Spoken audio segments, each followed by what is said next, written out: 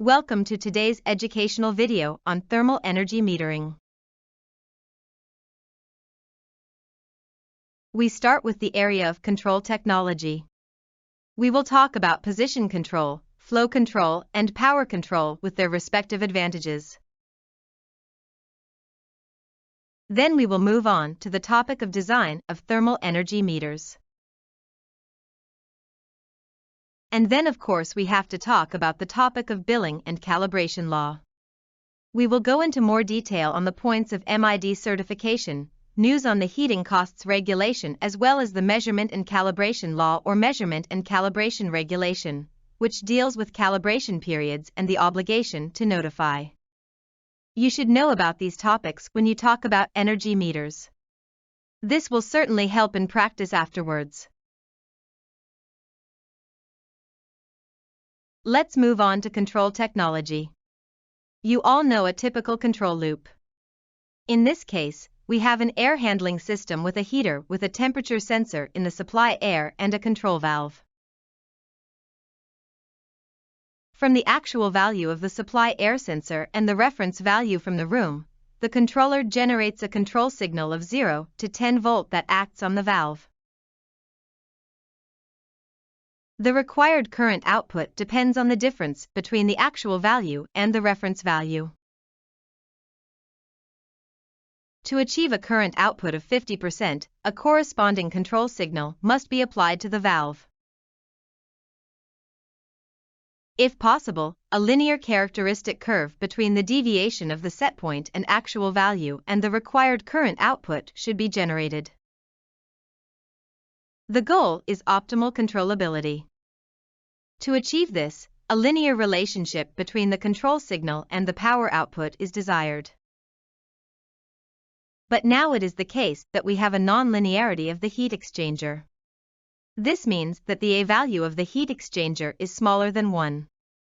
This means that, for example, 50% of the maximum flow does not result in 50% power output. To achieve a linearization of the heat exchanger characteristic curve, a valve with an equal percentage characteristic curve is required. In this way, a 50% control signal produces a 50% power output. Let's take a look at this in detail. A control signal of 50% results in a flow rating of approximately 20%. With a 20% flow rating, we then get a 50% power. That means that with a control signal of 50%, we get a power output of 50%. With position control, we have pressure and temperature dependent control. The characteristic of the flow rating depends on the differential pressure or the valve authority. This means that the flow rating will change when the pressure changes. A higher pressure results in a higher flow, a lower pressure in a correspondingly lower flow, because the valve does not compensate for this pressure change. Furthermore, we have a temperature dependency here, because the transmission behavior of a heat exchanger is also influenced by the temperature. But not only by the temperature, but also by the condition of the heat exchanger, the pollution degree and similar things, so that we also have a variance in the range of the heat exchanger's power output. Considering all these influencing factors, we have here a large deviation from the linearity desired at the beginning. With a 50% control signal, the range of power output will vary considerably depending on the pressure and temperature in the system. In other words, we have a large variance here in terms of the control signal. We can therefore state that various factors such as temperature, the condition of the heat exchanger, but also the differential pressure influence the power output or the controllability. If we use a pressure-independent valve instead of a pressure-dependent valve, we can eliminate the control inaccuracy caused by pressure fluctuations. The blue characteristic curve does not change.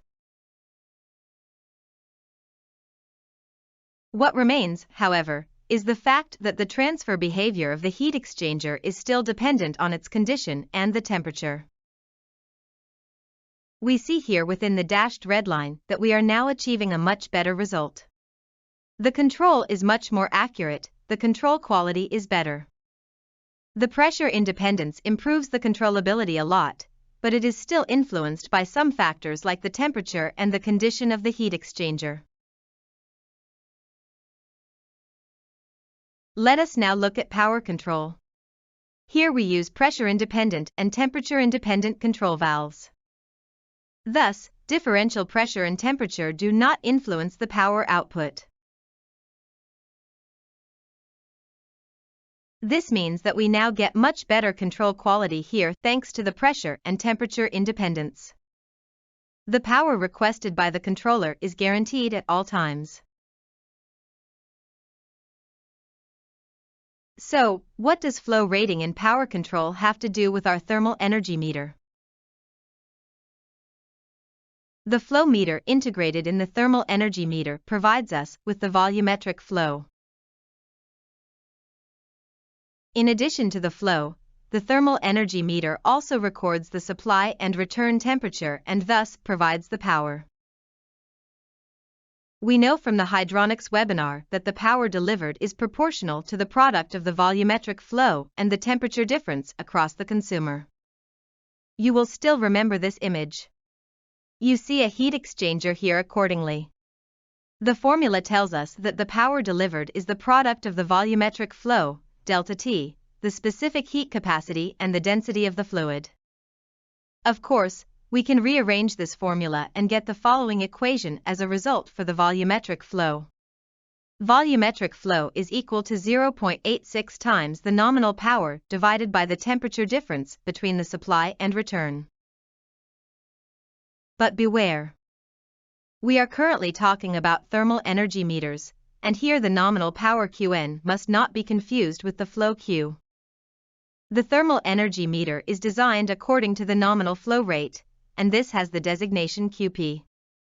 In our case, this means that QP is identical to the nominal flow rate, which is 0.86 times the nominal output Qn divided by the temperature difference between the supply and the return. If you now have to design a thermal energy meter, the selection of the energy meter is made according to the following criteria. Essentially, the energy meter is designed according to the nominal flow rate. This means that you first determine the flow you usually have and then select the appropriate energy meter. However, you must also ensure that the maximum permissible flow is not exceeded and that the flow does not fall below the lowest permissible flow. This is because the energy meter can only measure accurately in the specified range. The value Qmax, which is the maximum thermal output that may not be exceeded, must also be taken into account. But this is usually so large that this value is rarely reached. Let's look at our example. We see the table of energy meters from our company. We offer energy meters with nominal flow rates from 1.5 to 15 cubic meters per hour. Typical for our energy meters, which are based on the ultrasonic measuring principle, is a maximum flow rate that is 2 times the nominal flow rate. The minimum flow rating is very small for all types. Nevertheless, it should not be fallen short of, otherwise the billing will be incorrect. So, what can we do with the thermal energy meter? We can use the flow meter integrated in the thermal energy meter to control the flow. We talked about the control loop at the beginning of this presentation. We can now integrate the measured flow into the control. In this case, however, it must be noted that the corresponding equal percentage characteristic curve of the valve is also mapped in order to guarantee the linearity of the control. However, many controller manufacturers have already integrated this function in their modules, and thus the use of the flow meter of a thermal energy meter to control a valve makes perfect sense. However, flow control with a pressure-independent valve is much simpler. These valves immediately realize the corresponding flow control with the equal percentage characteristic curve. In terms of control characteristics, it is exactly the same whether you send a 0 to 10 volt signal to a normal control valve or to this pressure-independent valve. With the pressure-independent solution, however, you can be sure that pressure fluctuations will be compensated by the control. The power signal that comes from the thermal energy meter can also be used for control. This means that the valve can be used to directly regulate the power. Here, too, the controller manufacturers have often already integrated ready-made modules into their control technology. The power signal can be sent directly to the controller. The controller controls the valve to obtain the desired power output at the heat exchanger. Here, too, it is of course easier to use a pressure and temperature-independent valve directly, such as the energy valve from Belimo. This valve has everything on board. Both the flow meter and the temperature sensors for the supply and return, and also the corresponding logic, which converts the control signal accordingly to enable a linear power output. Now we come to the topic of billing, calibration law and the heating costs regulation. The original version of the consumption-based billing of heating and water costs, also known as heating costs V, has been in existence since February 23, 1981. The regulation applies to all buildings with 2 or more rented flats or units and states that consumption must be determined using suitable devices. It also states that 30 to 50% of the costs are to be diverted according to living space or usable space, and 50 to 70% of the costs are to be diverted according to consumption. And one more small note. The last amendments were in 2009 and 2021. Why was the heating costs regulation amended? The background is the European Energy Efficiency Directive (EED) of December 25, 2018, which must be implemented into German law. This should actually have been by 2020, but it took a little longer in Germany, and so it became the end of 2021. The goal of this European Energy Efficiency Directive is to reduce energy consumption by 32.5% by 2030 compared to the 2007 forecast. And then there are also essential requirements of the EED. Only remotely readable meters and heat cost allocators may be installed. Installed old metering technology that does not meet these conditions must be replaced by December 31, 2026. From January 2022, tenants in buildings in which remotely readable metering technology is installed must be informed monthly about their heat and water consumption. The metering technology should be able to communicate openly in the future, and the meters should be interoperable. Manufacturers used to use proprietary protocols and their own bus systems, which made it impossible for devices from different manufacturers to work together. What is required in the amended heating costs regulation? The European Energy Efficiency Directive is fully adopted in all points, especially with regard to these deadlines. And this means that Section 5, Paragraph 2 of the Heating Costs Regulation now describes the equipment for recording consumption. Section 5 also describes that the consumption recording must be remotely readable and that a smart meter gateway must be able to be connected. Germany has gone one step further than the European Energy Efficiency Directive and has also required secure data transmission. This data transmission can take place with a smart meter gateway. This smart meter gateway is then the master for the measuring equipment used in the building. Section 5 Paragraph 5 states that the remotely readable equipment for consumption recording must be interoperable with the devices of other manufacturers. It is thus explicitly pointed out again that data protection and data security must be guaranteed. The data must therefore be protected in the future. The form in which this is to be done is not prescribed. However, there are already indications that the Federal Office for Information Security, BSI, will have something to say about this. If remote readable equipment has been installed to record consumption, the building owner must communicate billing and consumption information to the occupants on a monthly basis. This is also a completely new topic. This means that every tenant or every occupant of a building or part of a building must receive the corresponding consumption information on a monthly basis. There are already proposals on how this should look. It has not yet been implemented by all, but many heat metering service companies already offer this service, or the landlords offer this service via their own company homepages. After correct authorization, the tenant can view his consumption data, such as the previous month's data or the previous year's data. So, now I would like to shed some light on the topic of calibration law, or MID. MID is the Measurement Instruments Directive. This Measuring Instruments Directive came into force on October 31, 2006 and was then revised again on April 20, 2016. It states that from October 31, 2016 only MID-compliant devices may be installed. Previously, certain metrological devices had to be calibrated. This regulation has now been replaced by MID conformity.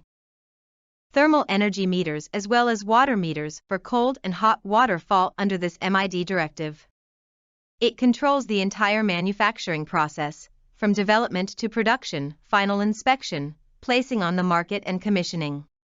The manufacturer is inspected and then receives an assurance that the production, placing on the market and commissioning of his meters are compliant. The meters then receive a declaration of conformity instead of the previous verification. However, replaced meters can be recalibrated. This is then done again via the corresponding verification laboratories. The Measuring Instruments Directive is an EU-wide regulation. In the past, calibration law was very regional, and a uniform EU-wide quality standard could not be guaranteed. The Measuring Instruments Directive now ensures this. For example, with the EN 1434 or EN 14154 standards, which guarantee a common technical basis. Now I would like to refer to another point. The amended Measurement and Calibration Regulation, which was updated in autumn 2021. I don't know if it has already reached you. In the past, cold water meters were calibrated or MID approved for 6 years. Hot water meters and heat meters were calibrated or approved for 5 years. These calibration periods have now been adapted and extended. The calibration period for heat meters as well as for hot water meters was increased from 5 to 6 years. The background to this is that we now have a standardized calibration period of 6 years for cold water meters. This is a very big advantage as far as the replacement of the devices is concerned. Different replacement intervals are now completely eliminated. The amended Measurement and Calibration Law has been in force since 2015. In this updated Measurement and Calibration Law, there is an obligation to notify, which I would like to point out here. Section 32 paragraph 1 of the Measurement and Verification Law states, anyone who uses new or renewed measuring devices or records measured values from such measuring devices on behalf of the user must notify the competent authority under federal state law of the measuring devices concerned no later than 6 weeks after commissioning. It is important to know this point in order to be able to comply with this obligation to notify. Which devices are covered by this obligation to notify? These are heat and cooling meters as well as water meters, gas meters, electricity meters, and all other devices subject to calibration. An example of this is a calibrated scale, which also falls under this regulation. Where can the devices be notified? The devices must be reported to the competent verification authority within 6 weeks after assembly. Competent verification authority in this case means the verification office responsible for you or the verification authority in your respective federal state. You can make this notification via a central notification platform on the internet. However, you can also send it directly by post to a corresponding weights and measures office or by email to corresponding email boxes provided by the corresponding weights and measures authorities. What information must be included in the individual notification? The type of equipment must be included. A selection list for this can be found on the electronic display platform. The manufacturer, the type designation and the year of marking of the measuring device corresponding to the verification year must be listed.